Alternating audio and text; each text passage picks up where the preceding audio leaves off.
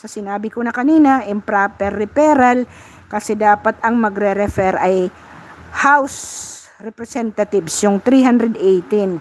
Pero ang committee lamang ng Justice ang nag-refer, okay, to the Secretary General.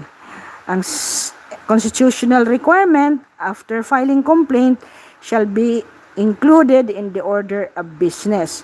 Ang argument ni Bibi Sara, this step was skipped or done by the Rules Committee alone, making the referral void ab initio, void from the beginning.